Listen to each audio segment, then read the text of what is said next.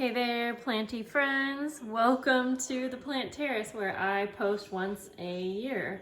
And you can hear my daughter's YouTube in the background. Well, I've been doing a lot of plant care and I am loving it. So I just wanted to film a few of the plant chores that I am up to today because I have a lot. So you did miss out on one, which was a pretty cool thing. And I'm gonna give you a little peek at this fun little, I think it's called an eye planter. No, smart planter. Thank you, smart planter.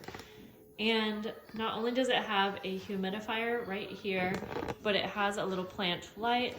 So I think it's probably a really great thing if you like work in an office or if you have a dark bathroom. It could also be great for kitchens if you want to grow some herbs. I think I will give you a final review like in a month or something like that.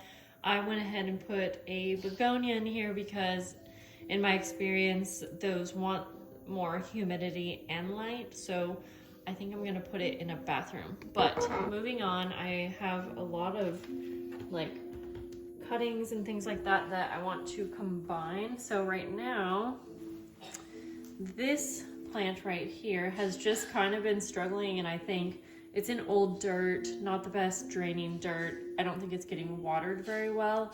This is a silver pothos. And then I have a similar one right here that definitely has the roots growing out the bottom, and it's also not seeming to hold on to water very well. So I'm going to combine these right now. I have a little garbage over here.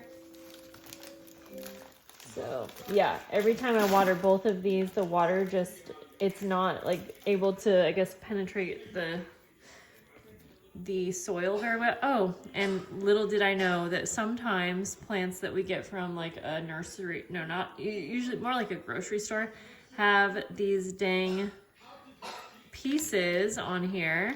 Not sure why. It was like how they were grown as a start.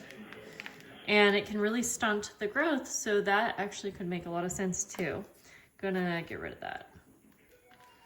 But the roots look pretty good, so I'm not gonna do much otherwise. And I am just putting this in a slightly larger pot. I think I can put both of them. Yeah, I think so. And then I'm just gonna add, I have a mix of soil that I really like.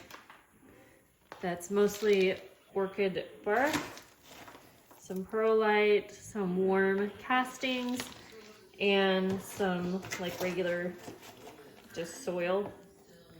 So I'm gonna fill this one up. This is gonna, I think, look so much better and so much more full together versus apart. I'm gonna fill it up most of the way, and then I will make sure everything is positioned really well. There's a choking kid in the background, so my editor, go ahead and censor that out. Okay, I have a couple small Scindapsus cuttings that I think I'm just gonna put in here. This one was in water and it has a tiny little root started. This one was, I thought, in water, but it was actually out of the water, but it will probably root in here. So I'm just gonna go ahead and add these. So there's kind of like a mixed pot of Scindapsus in here. So I'll just put these down. Okay, I'm gonna go ahead and give this one a really good watering.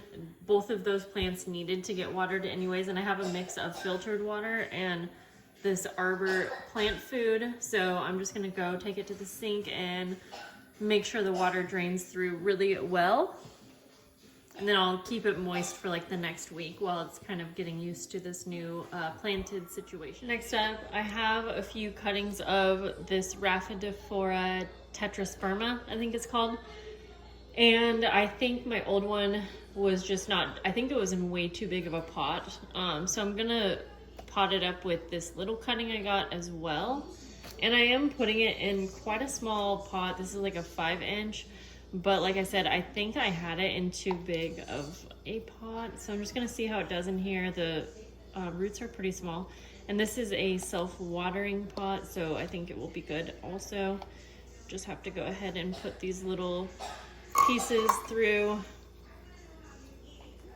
And then you can go ahead and just add your mix and then add the plants just like you would.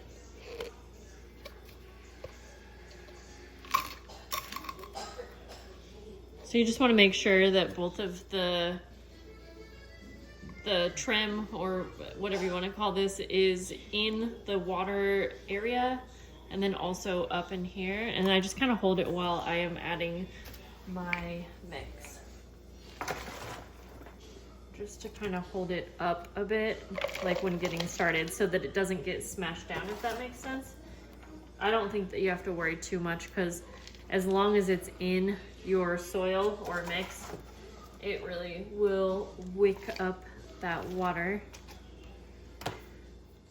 I'm not going to worry about removing the soil on these roots because I'm putting it back into soil, but it does have pretty small roots for the huge cutting. And so I think it's going to benefit from a smaller pot. Like I said, this, I mean, it's a pretty large cutting, but I can trim it if I need. So I'm going to put it in here along with this other small cutting. And I do think that it will do really well. And this one was rooting in perlite and some moss, and those roots all look really well. I might have to do this with 3 hands somehow. Just gonna add some in the front here to kind of hold this one. And then lean it over a bit just for a minute. Yeah, I don't want that to happen. There, it'll be okay for just a moment. I just want to get them both placed. And I'm trying to figure out if I need to remove some of the moss. I might. Now, excuse the mess. I had to pull the camera view out a bit. This might be a weird move, but I got a single cutting of this Syngonium albo, and I recently repotted a large Syngonium albo along with a pink splash.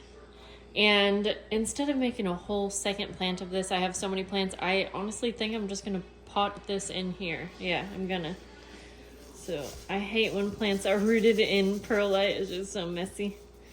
Okay, so let me go ahead and just kind of, there's a pretty open spot back here. So I'm just going to make space for it, try not to disrupt any of the other roots. I see some other roots already, but should fit in here okay.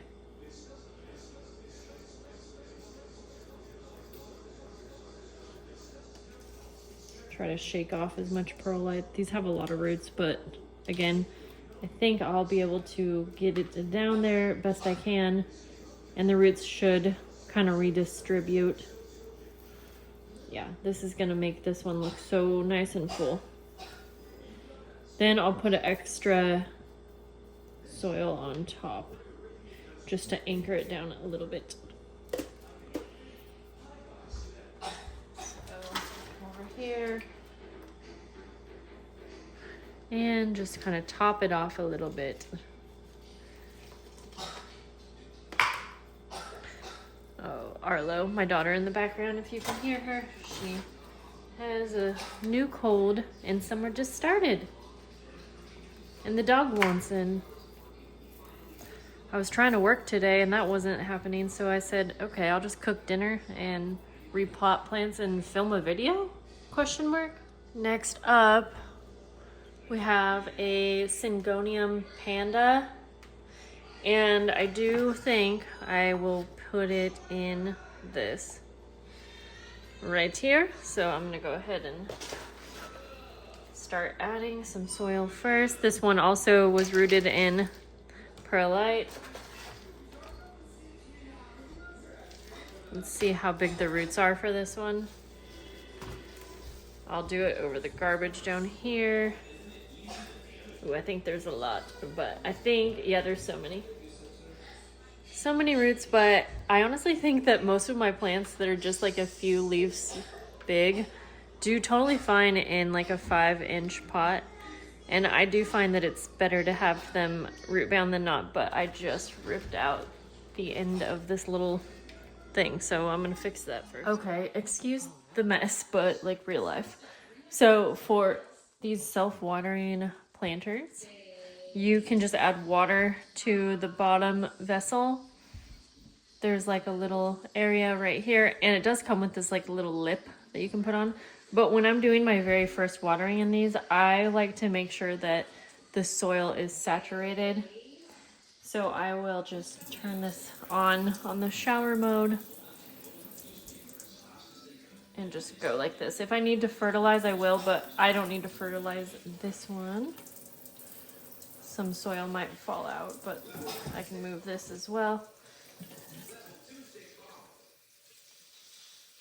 And then just gonna make sure that it runs through, but I'm also going to make sure that this part is full now. Some dirt does fall through, and if that bothers you, you can put like cheesecloth down, but I'm fine with it. It's whatever. So this one's good to go, and I might have to use a stake because it's so tall, but it has a new leaf coming, so I'm excited about that. I'm just gonna leave it now because the stalk seems fine on its own. Okay, next up, I have a bunch of propagations that have been rooted, and I love them just in a jar, but they need a better home, so I'm gonna go through and just add what's in here to their mother plant.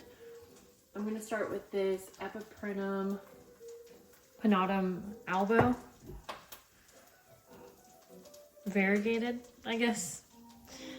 Hang on, let me back you up.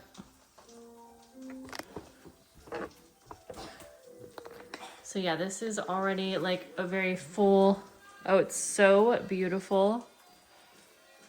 I don't know if you can see those leaves, but there is some fenestrations at the top of it. It's growing so well.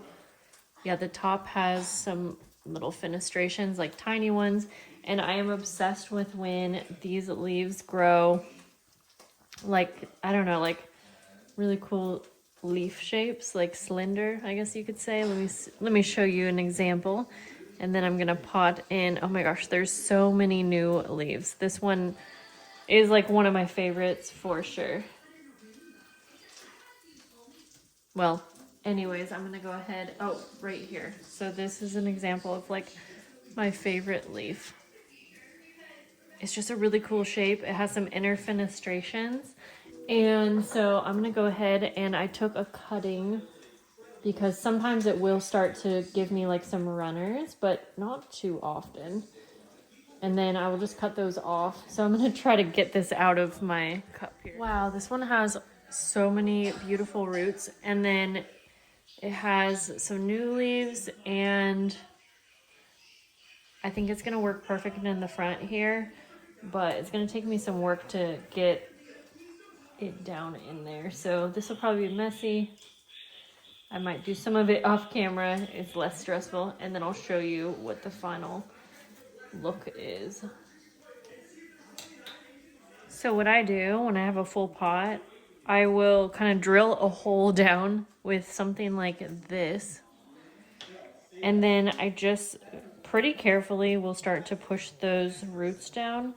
Again, they'll always find their way to where they need to go once they are settled.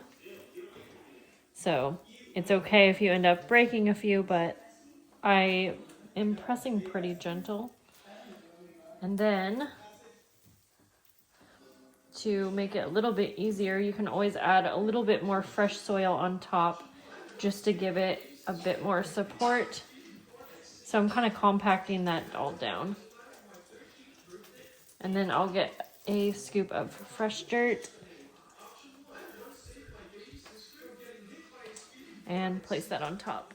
There we go. So this was the new, oh, there's even a new leaf coming in. So many new leaves in this one. I'm so happy about that. I can take this Velcro off because I don't need that anymore. But there's that. So I'm going to go ahead and put it back on my windows. The rest of what's in here is mostly some pothos, which, let me pan you up. I have some pots hanging, and I think I'm gonna carefully add that to those. And I found another random silver pothos or scindapsus, and I'm gonna put that in the main pot that we did earlier. Well, there's not much for you to see.